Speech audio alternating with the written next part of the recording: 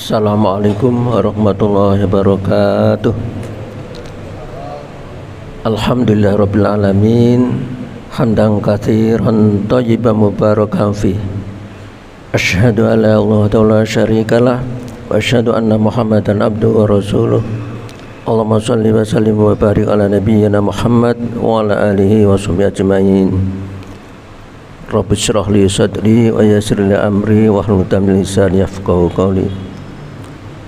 Jamaah Dur, Bapak-bapak Ibu yang dirahmati Allah, alhamdulillah pada kesempatan yang baik ini marilah kita senantiasa meningkatkan dan menjadikan syukur kita kepada Allah SWT atas segala karunia nikmat yang tiada terhingga yang telah dilimpahkan kepada kita sekalian. Untuk sekian kalinya marilah kita mengingat mengapa bulan Muharram disebut Syahrullah, bulannya Allah, yang terkenal dengan Asyura. Ternyata ada 6 Rasul yang peristiwanya diabadikan, yang kebetulan jatuh tepat tanggal 10 Muharram. Pertama, Nabi Nuh selamat setelah azab kepada kaum Nuh, kemudian kapalnya berlabuh juga pada tanggal 10 Syuro. Kemudian Nabi Ibrahim selamat dari kobaran api Namrud juga tanggal 10 Syuro, 10 Muharram. Juga kemudian Nabi Yusuf lepas dari penjara selama 7 tahun juga pada tanggal 10 Muharram. Kemudian Nabi Yunus selamat dari perut ikan juga tanggal 10 Muharram. Kemudian Nabi Ayub sembuh dari cobaan sakit yang sangat lama juga pada 10 Muharram. Dan yang kemudian Nabi Musa lepas dari kejaran Firaun dan akhirnya Firaun tenggelam di Laut Merah juga tanggal 10 Muharram. Mengapa kita ingat kembali kok peristiwanya kok mesti tanggal 10 Muharram? Yang perlu kita ingat bahwa Nabi Nuh juga mengajak umatnya untuk tetap falya'budullah malakum min ilahin ghairuh, agar semua tetap menyembah kepada Allah dan tidak menyekutukan dengan lainnya. Mengajarkan kepada kita untuk sejak Nabi Nuh ini juga kemudian agar kita tetap terus berpegang kepada tauhid la ilaha illallah, dan konsekuensinya kita hanya mengabdi kepada Allah. Wa ma khalaqtul jinna wa insa illa liya'budun. Ini pelajaran yang berguna. Yang kedua, Nabi Ibrahim. Nabi Ibrahim terkenal dengan doanya Rabbi habli minas solihin waj'alni lisana sidqin fil akhirin. Ya Allah, jadikan aku hamba-Mu yang soleh. Jadi Nabi Ibrahim, dan kemudian tidak kembali kepada Allah kecuali biqol bin salim. Kita nanti pada akhir hayat kita tetap jiwa kita dalam keadaan selamat biqol bin salim. Wala tukhzini yauma yanfa'u maul wala banun illa man atallah biqol bin salim. Tidak ada bermanfaat harta dan keturunan kecuali kita menghadap Allah biqol bin salim. Kemudian juga Nabi Yunus yang kemudian pertama kali justru Nabi Adam, lupa tadi. Nabi Adam menerima tobat dari Allah, yang perlu kita juga terus kita ikuti doanya, yaitu Rabbana dzalamna anfusana wa illam taghfir lana wa tarhamna lanakunanna minal khasirin. Jadi setiap kita pasti punya kesalahan. Orang yang melakukan kesalahan termasuk berarti dia menzalimi dirinya sendiri. baik yang kita ingat atau tidak, kita sadar atau tidak, pasti kita punya kesalahan.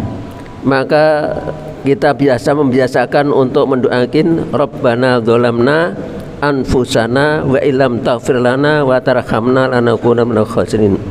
Rabbana, ya Allah, ya Tuhan kami, dzalamna anfusana, aku telah menganiaya diriku sendiri. Fa illam taghfir lana wa tarhamna, jika engkau tidak mengampuni aku dan mengasihi aku, niscaya aku termasuk minal khasirin, termasuk hambamu yang rugi. Jadi doa ini hafal betul, dihafalkan. Rabbana dzalamna anfusana wa lam taghfir lana wa tarhamna lanakunanna minal khasirin. Kemudian ya Nabi Yunus ya setelah meninggalkan kaumnya, telah mengingatkan ada azab, tetapi tiba-tiba umatnya atau kaumnya sadar, tetapi kemudian Nabi Yunus lari dan kemudian ditelan ikan itu, dan dia selamat juga tanggal 10 Muharram. Yang menarik adalah di waktu di dalam perutnya ikan, Nabi Yunus berzikir, la ilaha illa anta subhanaka inni kuntu minadz dzalimin. Jadi kalau panjenengan menghadapi problem yang sulit, maka kita bisa ittiba menggunakan doa Nabi Yunus ini, la ilaha illa anta subhanaka inni kuntu minadz dzalimin. La ilaha illa anta, ya Allah, tidak ada Tuhan kecuali Engkau. Subhanaka, sungguh maha suci Engkau, ini kuntu minadz dzalimin, aku termasuk orang-orang yang menganiaya diriku sendiri. Artinya melakukan kesalahan. Melakukan kesalahan karena meninggalkan umatnya tadi.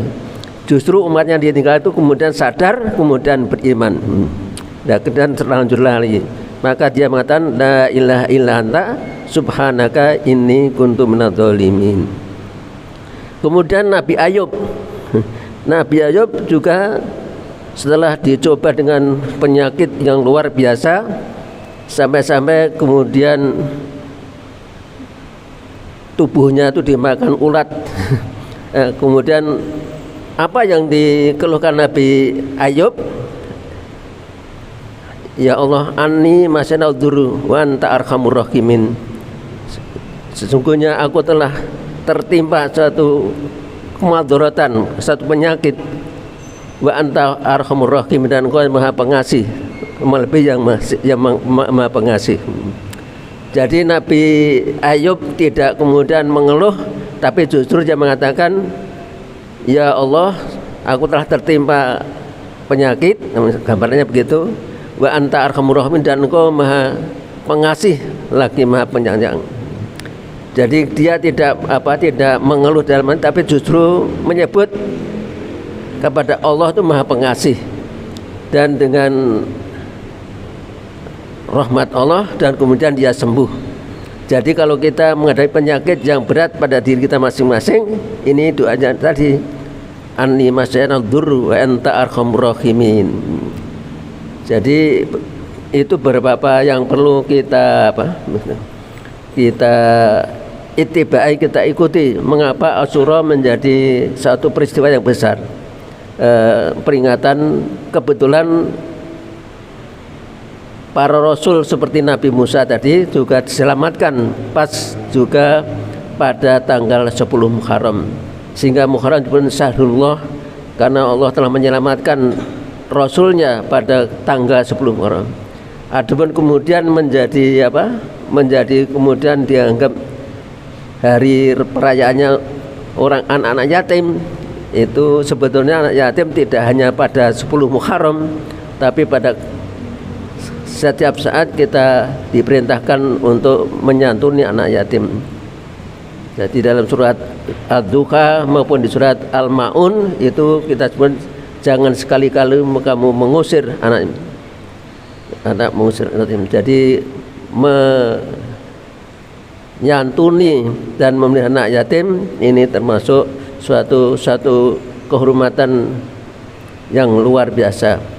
Dan alhamdulillah, karena biasanya kalau perorangan menjaga itu tidak mampu dengan baik, maka kemudian dengan timbulnya panti asuhan ini ternyata memberikan suatu didikan yang luar biasa.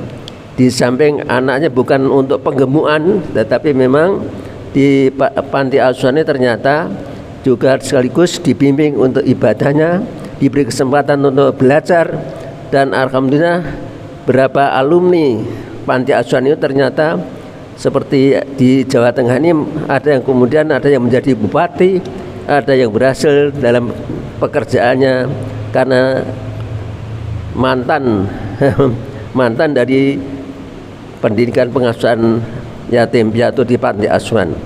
Karena itu kalau kita tidak bisa menolong secara perorangan, maka kita membiasakan juga untuk membantu di panti-panti asuhan.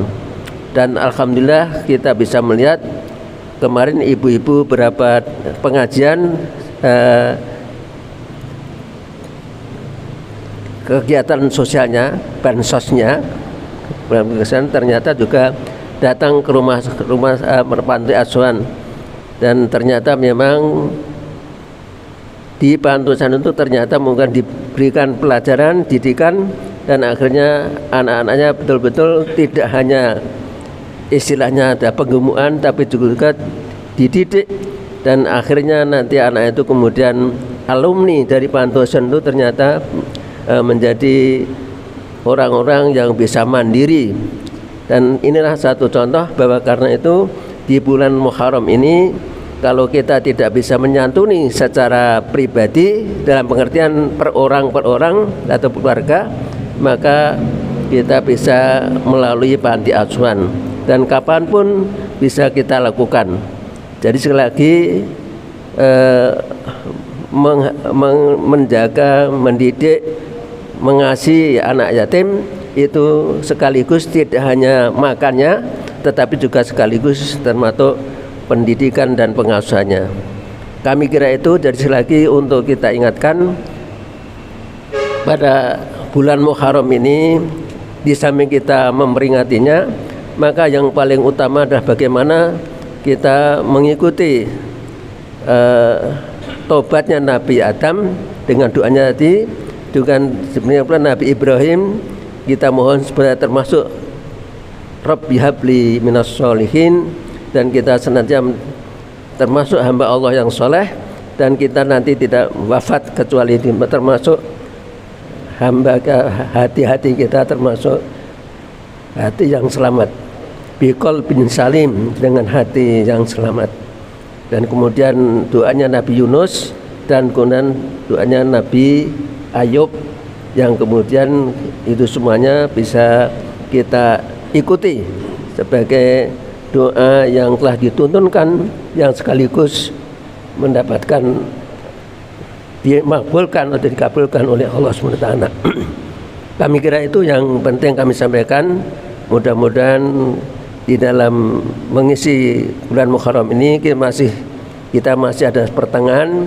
Ada bapak-bapak ibu yang belum sempat puasa, bisa puasa pada tiap hari Senin dan Kamisnya paling tidak, dan termasuk dalam rangka untuk memanfaatkan karena bulan yang istimewa setelah Ramadan, yaitu puasa di bulan Muharram. Terima kasih atas perhatiannya. Mari kita akhiri dengan doa kafaratul majlis. Subhanakallahumma wa bihamdika asyhadu an la ilaha illa anta astaghfiruka wa atubu ilaik. Assalamualaikum warahmatullahi wabarakatuh.